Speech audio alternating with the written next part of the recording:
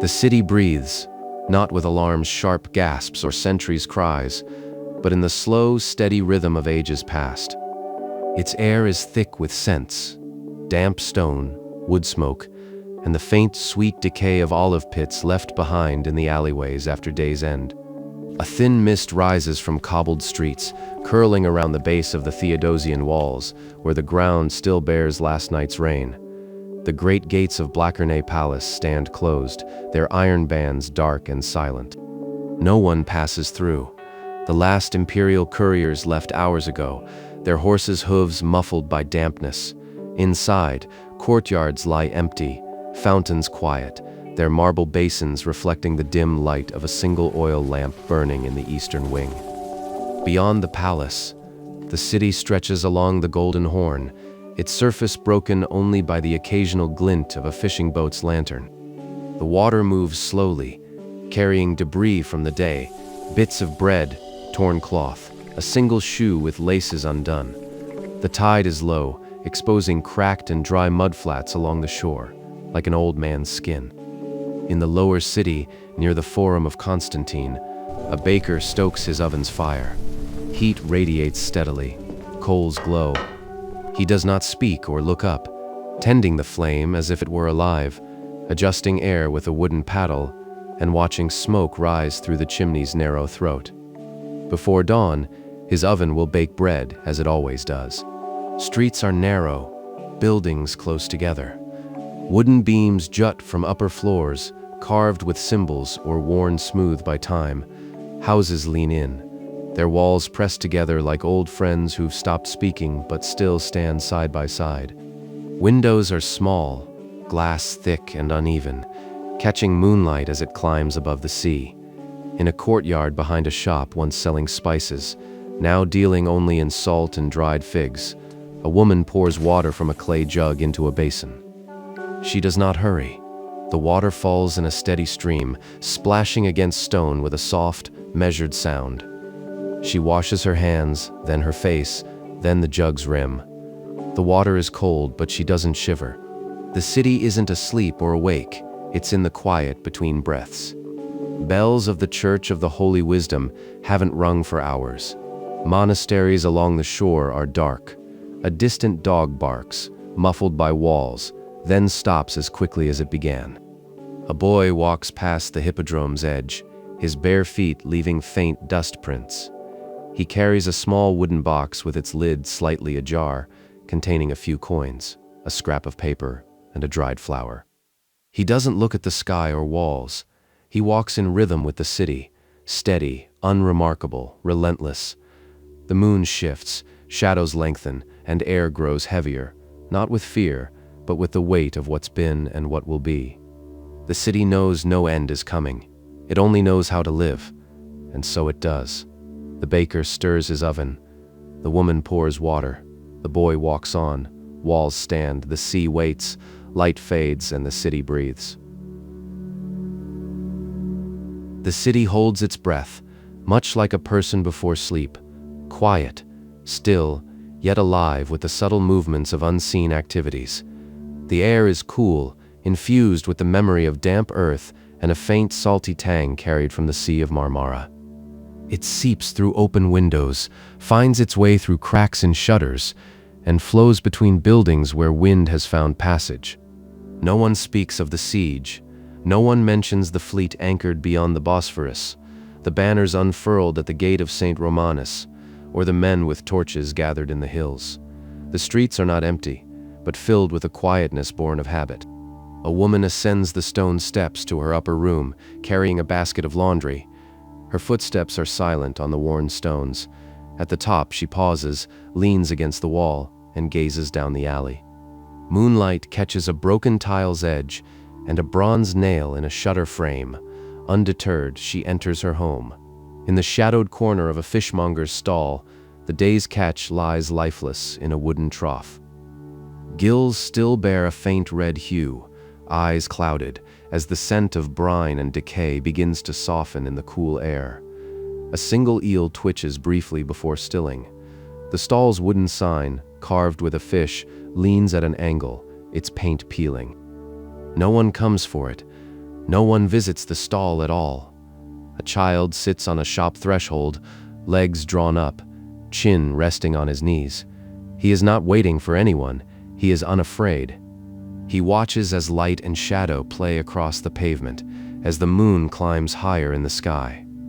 The wall behind him is covered in moss, thick and green, growing in the cracks between stones, a silent witness to time's relentless march. Far below the city's western edge, the sea breathes in long, slow waves. Each one rolls forward, crests softly, then retreats. The water is a deep blue, not black, carrying the scent of wet stone and distant storms. A boat, low in the water, drifts near the shore, its mast tilted slightly, sails furled. It moves not an inch, it is merely present. In a narrow alley near the Chalca gate, a man kneels by a gutter, his hands in the mud.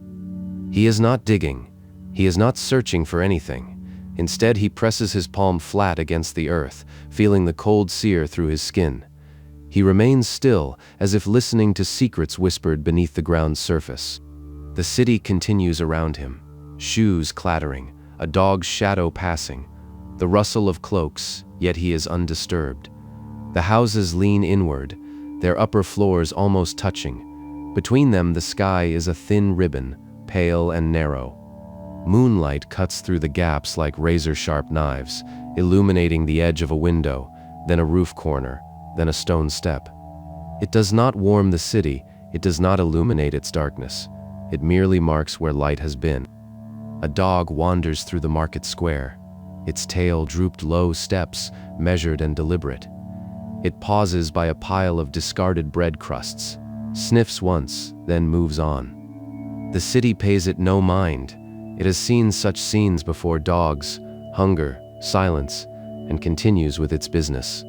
In a courtyard behind a small church, a man lights a single candle. He does not pray. He does not speak. He places the candle in a stone niche and sits on the edge of a bench. The flame flickers, casting a small circle of light on the ground. He watches it, unblinking. The flame does not tremble with fear. It burns steady, as if aware of something beyond human comprehension. The city knows no end is coming. It waits with quiet certainty, knowing its rhythm, the earth's turn, the tide's steady beat, the silent breath of stone, wood, and water. The city endures, unchanging through time as it always has, without ceremony, without warning, without a moment's pause. The hour is late, yet not the deepest night's darkest hour. The moon hangs low, its light diffused by a thin veil of cloud, casting no sharp edges but only soft gradients across the ground.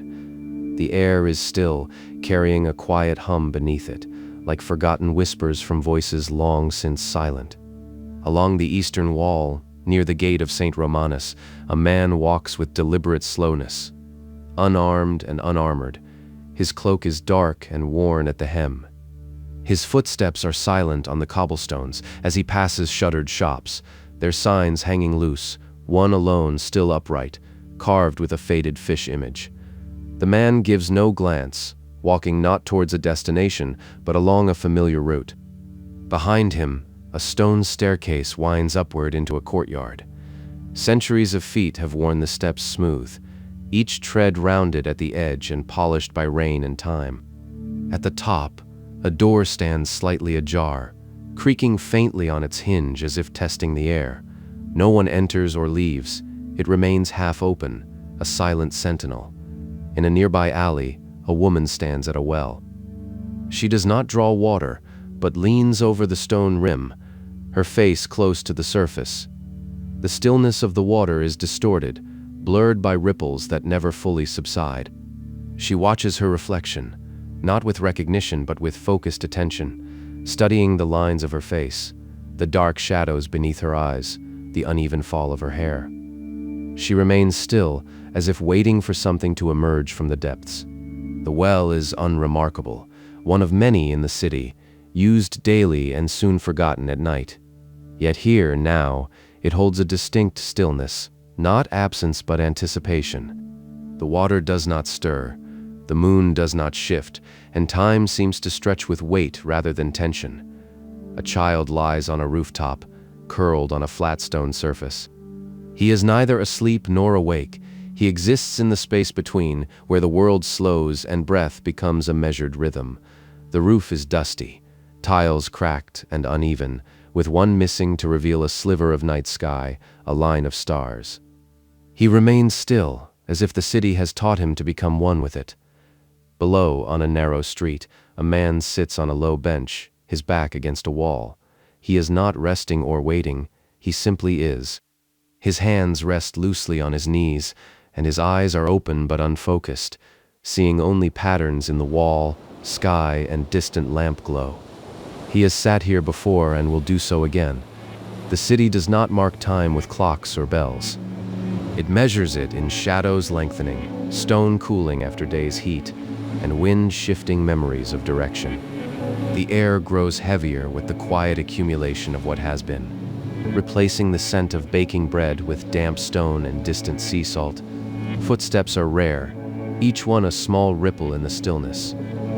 A cat moves silently across a rooftop, its paws padding softly on the tiles. It pauses at the edge, looks down, then turns away without a clear destination. In a courtyard near the Church of the Virgin of the Pharos, a man kneels beside a stone basin. He is not praying or washing. He fills the basin with water from a clay jug. The water is clear and cold, and he pours slowly, deliberately, each drop hitting the surface softly. He does not hurry nor pause. The basin fills to a point just below its brim, never quite full, never quite empty. He does not look skyward or at the city, but only at the water, watching it rise, measuring progress by moonlight reflections and tremors from each drop. When full, he stands, not carrying the jug away nor emptying the basin. He simply steps back and remains still, as if filling the basin was its own reward. The city does not prepare for what comes next. It does not resist or surrender. It continues, breathing steadily without pause. Its streets, walls, alleys, courtyards, rooftops, wells, basins, and stones enduring through time. The city hangs in silence, like a body on the brink of sleep, no longer alert, yet not yet still, suspended between pulse and quietude. The moon dips low, casting a pale glow across the cobblestones, barely illuminating shapes rather than defining them. Shadows are blurred, as if even night itself is weary. The air is thick with remnants from the day, a faint sweetness of crushed herbs left on a doorstep, lingering smoke from a hearth still warm beneath its ashes, and the cool dampness of stone that has absorbed hours of darkness. Along the western wall, near the gate of St. Romanus, a solitary oil lamp burns in a niche above a shuttered door. Its flame flickers not from wind, but from its own fuel's slow burn. It casts only a small halo on the stone, where a name is scratched, partially worn away by rain and time. No one comes to read it. No one visits at all. A fishmonger's stall stands abandoned, its wooden trough still half filled with water. The day's catch long since cooled and decayed. The scent lingers, brine, rot, and a faint metallic tang of blood that has dried into the wood.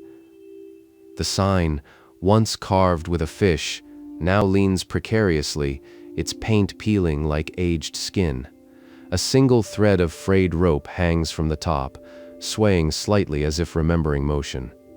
In a narrow alley between two houses, a man stands with his back against the wall, his head tilted slightly upward, not towards the sky, but the gap between rooftops. Moonlight filters through in thin, shifting lines, like fingers tracing the edge of a forgotten memory. He does not blink or move, simply existing as if the city has taught him to stand still and become one with the stone. A child walks barefoot along a cobbled path, his feet leaving no mark. Unaware of his surroundings, he does not look down or up. His rhythm matches the steady beat of the sea beyond the walls. Slender and small-shouldered, he tucks his hands into the pockets of his oversized tunic. He carries nothing but his own weight and movement. The city ignores him. It doesn't need to know him.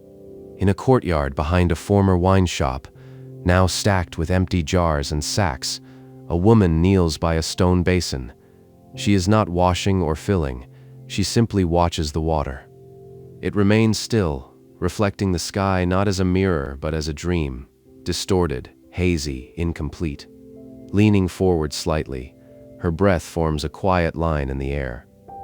The surface ripples not from wind but from a single bubble's slow rise and break on the surface with an almost imaginable sound.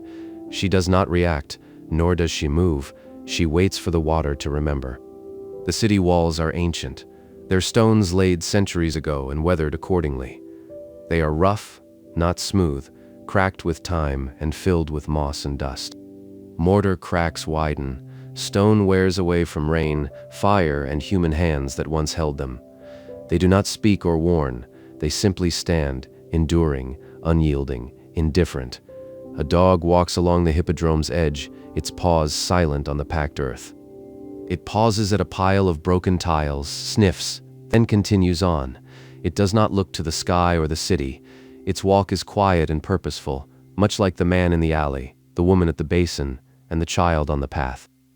It is not lost, it is not afraid. It simply walks, mirroring the city's steady pace. A man sits on a low stone bench, his back against a wall. His eyes are open but unseeing. His hands rest on his knees, curled slightly. He is not waiting, resting, or thinking. He simply exists in the space between breaths where time slows and the city becomes one unbroken moment. Beyond the walls, the sea moves in long, slow waves that do not rush or break. It turns with the distance of ships absent, storms yet to come. The water is deep, not black but a dark hue. A boat, low in the water, drifts near shore, its mast tilted, sails furled. It is not anchored, it is not moored. It simply waits for something that will not arrive. A candle flickers in a window, lit not for prayer or light, but for the sake of flame. It stirs once, twice, then steadies. The flame does not tremble, grow, or die. It burns with quiet determination, as if it knows its brief existence and must burn anyway. Unaware of any impending end, the city continues. The baker will light his oven at dawn. The woman will fill her jug with water. The child will walk his path. The dog will wander alleys, and the walls will stand. The sea will turn, and the moon will rise, continuing its eternal dance. The city shows no sign of its impending end. It doesn't mark time with bells or cries.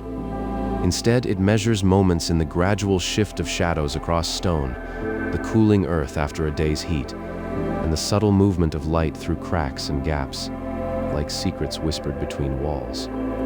The air hangs heavy with the remnants of the past, damp stone, cool wood, and the faint echo of long-extinguished fires.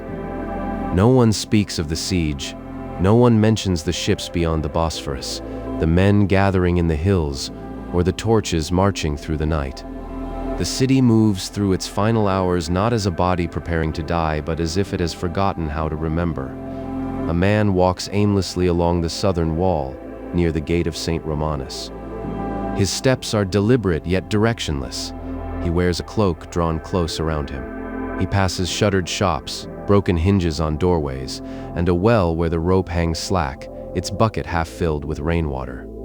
He doesn't stop or pause, as if the path has always been his, as if the city has always known him, and will continue to do so even after he's gone. Behind him, a stone staircase leads up to a courtyard. The steps, worn smooth by centuries of feet, are polished by rain, time, and the relentless passage of those who walked before. At the top, a door stands slightly ajar, its frame cracked, wood swollen from moisture. It creaks faintly, testing the air, wondering if it should close or remain open. No one enters or leaves. It hangs in that quiet limbo, mirroring the city's state. In a narrow alley between two houses, a woman stands at a well. She doesn't draw water but leans over the rim, her face close to the surface. The well is still, reflecting nothing clearly, just a blurred sky, a distorted moon, and a form that might be her own reflection. She watches not for herself, but hoping the water could show her something if it remembered. A ripple forms on the surface from an unspoken breath, then fades away. She remains steadfast. This well is ordinary, used daily, forgotten at night. Yet now it holds a silence that isn't empty. It's filled with anticipation, not for aid or rescue, but for something undefined. The city has no word for it. The water stays still, the moon unmoving, as time stretches without urgency, but with the weight of its usual rhythm. A child lies on a rooftop, curled on a flat stone surface. He's not asleep or awake. He exists in the space between, where the world seems to slow and breath becomes a steady beat. The roof is dusty, tiles cracked and uneven, one missing to reveal a sliver of sky, a band of stars. He remains still, as if the city has taught him to merge with it, holding his breath until the world moves again. Below, on a narrow street, a man sits on a low bench, back against a wall. His hands rest on his knees, eyes unfocused. He doesn't look at the sky or the city or the people passing by, though there are none. He's not waiting, he's simply present. He has sat here before and will do so again. The city measures time not in moments but in lights fall, shadows stretch, and airs cool from warmth to stillness. A cat moves silently across a rooftop, paws padding softly on the tiles. It pauses at the edge, looks down, then turns away without a clear destination. It doesn't flee or seek, it simply moves like the city, without purpose yet with conviction. In a courtyard near the Church of the Virgin of the Pharos, a man kneels beside a stone basin. He's not praying or washing, he fills the basin with cold water from a clay jug. The water is clear and still. He pours slowly, deliberately, each drop making a soft sound as it hits the surface. The basin fills to just below its brim, never quite full, never quite empty. He doesn't look skyward or at the city. He watches the water rise, measuring time not in hours but in drops, moonlight reflections, and the moment before it overflows. When full, he stands. He doesn't carry the jug away or empty the basin. The act of filling was its purpose. The water needs no further use. The basin requires no emptying. The moment is enough. The city makes no preparations for its end. It offers no resistance or surrender. Instead, it continues as always. The baker lights his oven at dawn. A woman fills her jug with water. A child walks his path. A dog wanders alleys. Walls stand firm. The sea turns, and the moon rises. There's no fear. Only the rhythm of stone, earth, water, and shadow holds steady. The city does not know it is ending. It only knows how to exist, and so it does. The city breathes a quiet, steady rhythm, unperturbed by the hours, unlike in tales of fear. The moon hangs low and heavy, its light diffused by a thin veil of cloud, blurring the edges of buildings and streets. A stillness hangs in the air, thick with memories of warmth long past. Stone, wood, and earth have cooled to an indifferent temperature, neither cold nor warm, merely present. Along the eastern wall, near the gate of St. Romanus, a man walks aimlessly. His strides are measured, neither hurried nor hesitant. He passes beneath an ancient archway where ivy clings to the stone, its leaves dark and damp, edges slightly curled in the moist air. The arch is old, its keystone worn smooth, mortar cracked and crumbling. He gives no glance upwards or downwards. His gaze remains fixed on the path before him, though it leads nowhere. The ground is uneven, cobblestones set at odd angles, smoothed over centuries by foot traffic. A single stone lies slightly raised, its surface glistening with dew. He steps over it effortlessly, as if he's done so countless times before. The city needs no maps or signs. It remembers through touch and the contours of the earth beneath one's feet. In a narrow alley between two homes, a woman stands at a well. She does not draw water, but leans over the rim, her face close to the surface. The water remains still, reflecting nothing clearly, just a hazy sky, a distorted moon, and the faint outline of her features. She seeks not herself, but what she might have forgotten. A single ripple forms not from wind, but from an unawareness she doesn't realize she possesses. It spreads slowly, then fades away. She remains still, unblinking. The well is ordinary, one of many in the city. Used for generations, it is drawn at dawn, filled at dusk, and forgotten at night. Yet it holds a silence that transcends emptiness, full of pasts, futures, and unspeakable secrets. The rope hangs slack, its bucket half filled with rainwater collected through the night. The wood is soft at the edges, the pulley creaking faintly as if remembering motion. A child walks barefoot along a cobbled path, leaving no trace of his feet. He carries nothing, wears no cloak, utters no word. His progress is not toward a destination, but in rhythm with the city, unhurried, unbroken, as if time itself has slowed for him. His tunic hangs loose, sleeves dragging on the ground. He tucks his hands into his pockets, not to keep warm, but because the gesture feels right. The city has taught him this, to move without purpose and be present without reason. Behind him, a stone staircase winds upward into a courtyard.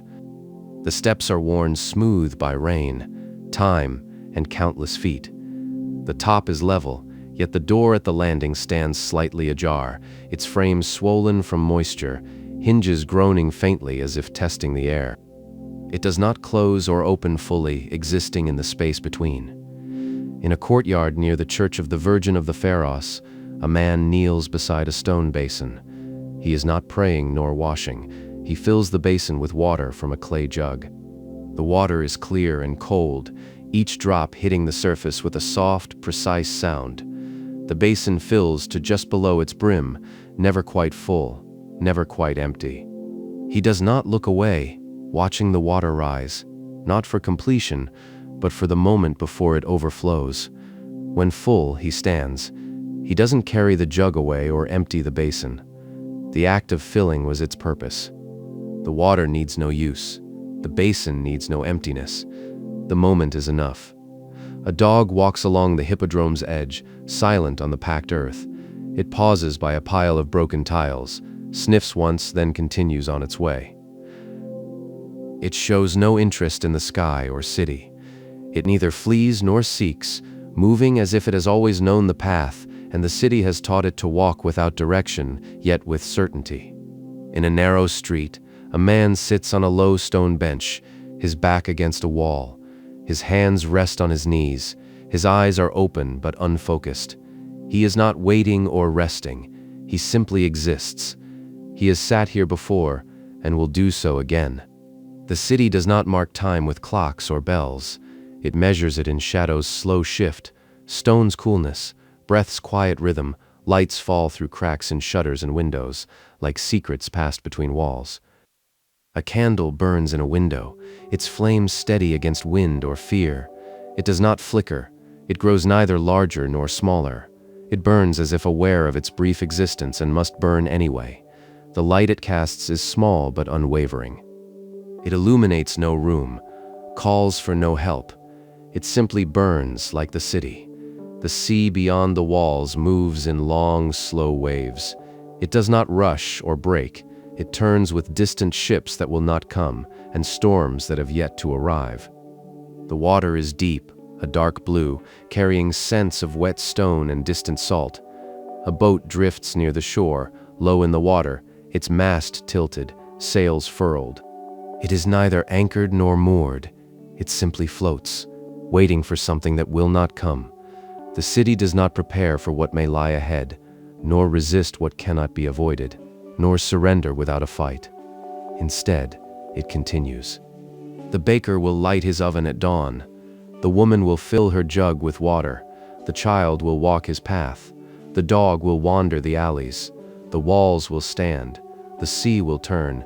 The moon will rise. The city knows no end. It only exists. The city never ceases, pauses, or changes. Below the western wall, the moon has retreated, leaving its light as a faded memory on the stones. The air is still, not from absence but from the weight of continuity. a testament to something that has always been and will persist even when memories fade. The streets are not empty. They hum with a quiet that comes from things having no need for visibility. A single shutter creaks, not due to wind, but from the natural expansion of wood as it cools. This sound is not disruptive. It's a note in the city's steady rhythm. Along the southern wall near the gate of St. Romanus, a man walks aimlessly. His steps are sure and unhurried, reflecting his familiarity with every dip and rise of the cobblestones. He doesn't glance at the sky or walls. His gaze is fixed on the path before him, a route he's walked countless times and will continue to traverse, even if no one else does. The wall itself serves as a constant presence, its ancient stones weathered and cracked where roots have pushed through, moss growing in the crevices like a green memory. The mortar has long since lost its strength, yet the wall endures not by force but from habit. After so many centuries, it no longer remembers why it was built. It simply persists. In a narrow alley between two houses, a woman stands at a well. She doesn't draw water or look into the depths. Instead, she leans over the rim, her face close to the surface, gazing at its reflection, not herself, but the sky. The water is still and cloudy, distorting and blurring any image it might hold. Yet she remains motionless, not seeking an answer, but waiting for a moment when the surface might transform. The rope hangs slack, the bucket half filled with rainwater collected overnight. The wooden handle of the pump creaks faintly, as if remembering its own motion. The city measures time differently. It's not marked by hours.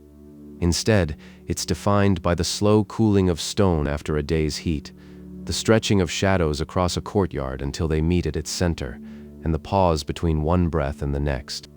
The air is thick with earthy scents, wood smoke from a distant hearth, and a faint, salty tang carried on a breeze that no longer stirs. A child walks barefoot along a cobbled path, leaving no trace in the dust. He doesn't look at the sky or walls or the houses pressing close on either side. His tunic is worn, sleeves turned up, his hands tucked into his pockets not for warmth but because it feels right. He moves in rhythm with the city, not to reach a destination, but to be part of it. Behind him, a stone staircase leads to a courtyard. The steps are smooth from time and rain, polished by countless feet that have passed. At the top, a door stands slightly ajar, its frame swollen from moisture, hinges groaning faintly as if testing the air. It doesn't close or open fully.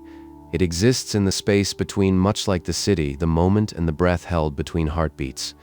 Near the Church of the Virgin of the Pharos, a man kneels beside a stone basin. He's not praying or washing. Instead, he fills the basin with water from a clay jug. The water is clear and cold, untouched. He pours slowly and deliberately, each drop echoing softly against the surface until the basin brims, never quite full, never quite empty.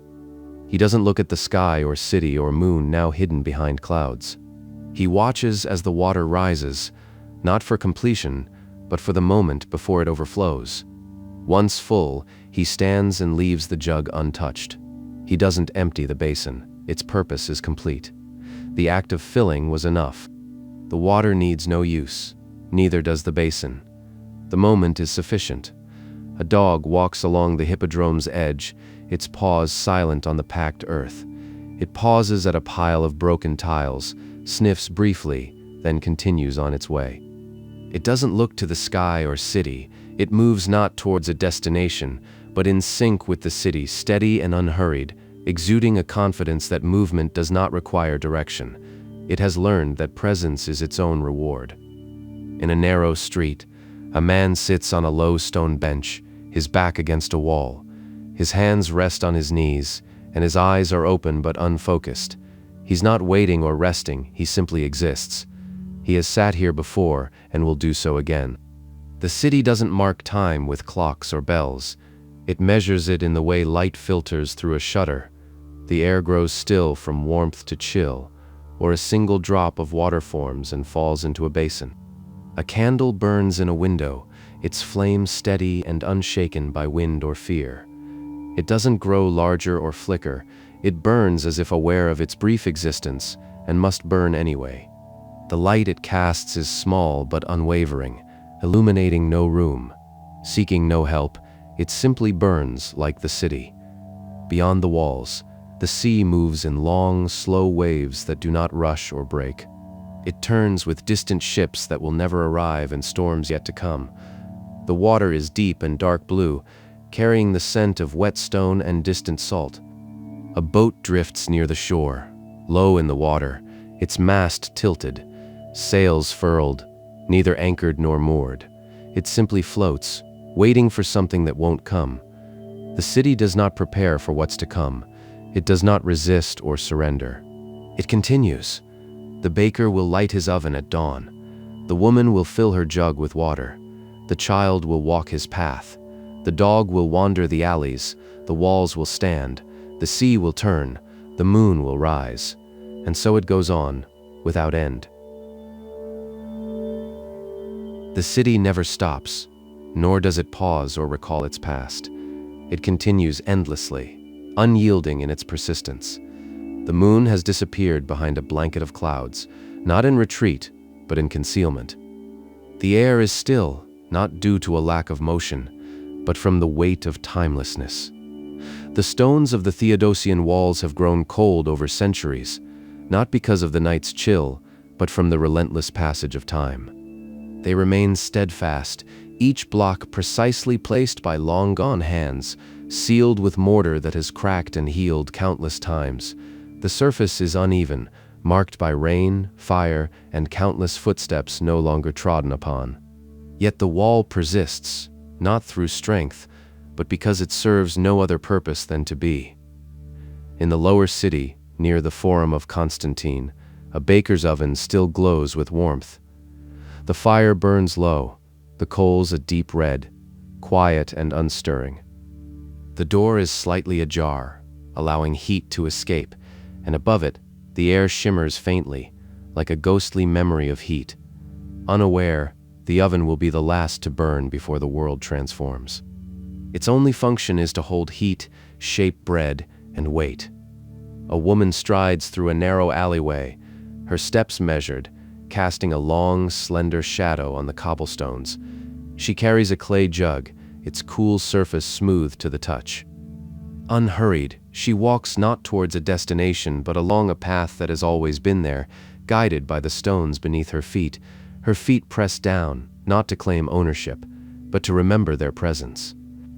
At a well, the rope hangs limply, the bucket half filled with rainwater, its surface still and unclear, blurring the sky, a breath never taken, or perhaps a face in the shadows. The wooden handle creaks softly, as if the well itself is alive and breathing. It doesn't need to be used, it simply exists. A child sits on the edge of a rooftop, his legs dangling over the side. He is neither asleep nor awake, but caught in the moment between, where time seems to slow, and the world becomes a single, breathless entity. The roof, cracked and missing tiles, reveals a glimpse of stars above, faint, distant, unchanging. He does not look up at them, he knows them without sight. The stars are for understanding, not seeing as the city has taught him. Below, a man sits on a low stone bench, his back against a wall. His eyes are open but see nothing. He is not waiting or resting, he simply exists like the well, like the sea, like every part of this enduring city. Time is measured here not by clocks or bells, but in the natural rhythm of stone cooling, light filtering through shutters, and water dropping into a basin.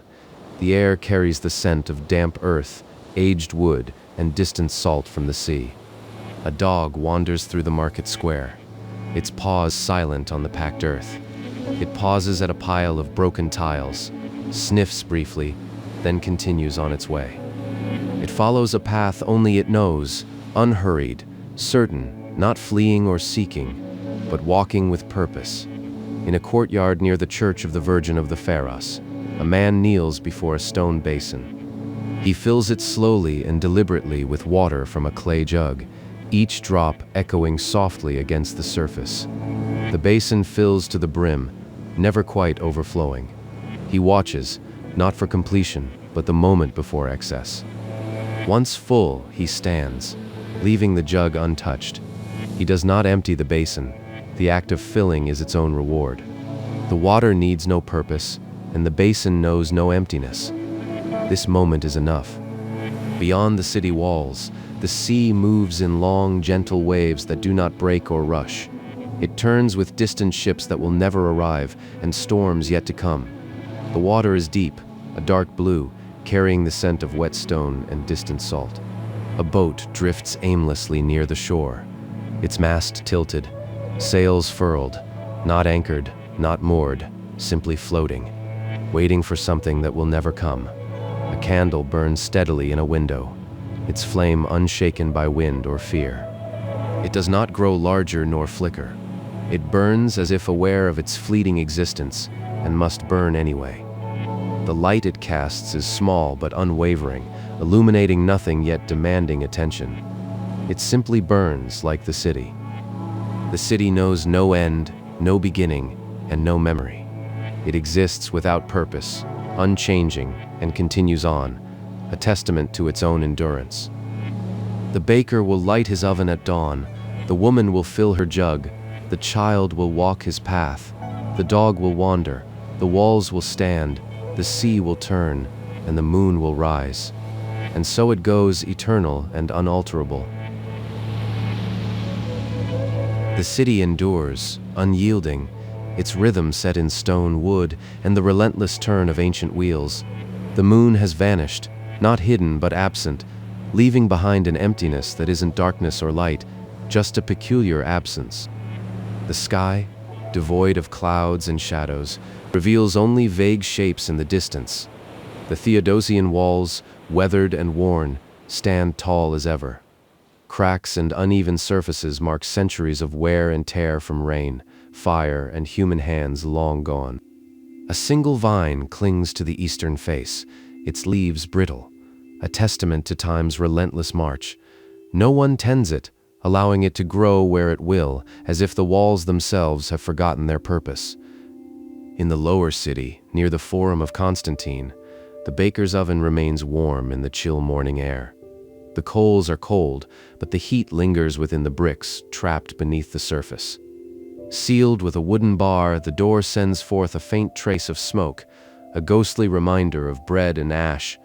Yet, it will never be lit again. The oven waits, as it always has, for an event that will not come. A woman walks down a narrow alleyway, her steps measured, casting a long shadow. She carries a clay jug, its surface smooth from countless touches. Unperturbed by the sky or surrounding structures, she follows a path known only to her. The stones beneath her feet bear witness to years of passage, each one a memory etched in their weariness. At a well, the rope hangs limp, and the bucket is half filled with rainwater collected during the night. The surface remains still, undisturbed by wind or breath. It reflects nothing clearly, just a blurred sky, a fleeting breath, and perhaps a face that might have been there. The wooden handle creaks softly, as if the well itself is alive in its slumber. A child sits on a rooftop edge, his legs dangling over the side. He is not asleep, nor fully awake. He exists in the space between. The roof, cracked and missing tiles, reveals a glimpse of distant stars, faint and unchanging. He does not look at them, but knows their presence. Stillness embraces him as if the world has paused for this moment. Below, a man sits on a low stone bench, his back against a wall. His eyes are open, yet he sees nothing. His hands rest peacefully on his knees. He is not waiting or resting in the conventional sense, he simply is.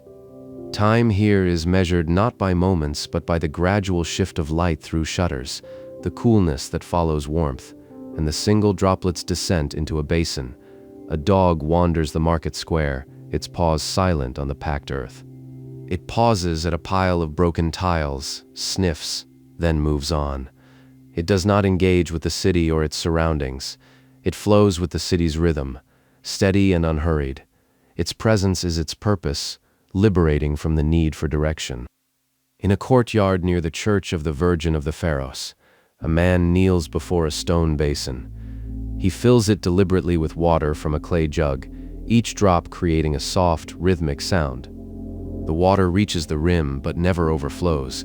It is always just short of full. He watches, unblinking, as the water rises, not for completion, but for that fleeting moment before it might spill. Once filled, he stands and does not remove the jug. He leaves the basin untouched, content with the act of filling. The water needs no purpose. The basin knows no emptiness. This moment is enough. Beyond the walls, the sea moves in long, gentle waves that do not break or rush. It turns with the distant ships that will never arrive and the storms yet to come. Deep and blue, it carries the scent of wet stone and distant salt. A boat drifts aimlessly near the shore, its mast tilted, sails furled, unmoored and unanchored, waiting for something that will not come. A candle flickers in a window, steady and unwavering. It does not grow larger or flicker with fear.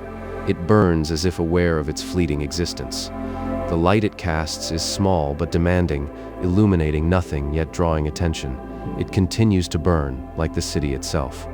The city does not prepare for what's to come, nor resist what has passed. It does not surrender. Instead, it endures. The baker will not light his oven. The woman will not fill her jug, and the child will not walk his path. The dog will wander no more, and the walls will remain steadfast. The sea will continue its endless turn, and the moon will rise. And so, with quiet resolve, the city continues, unchanged, unremembered, unbroken. It is a place that has always been and will persist long after names fade, voices silence, and walls crumble into memory. This is not a city that perishes. It is one that lives on in perpetuity.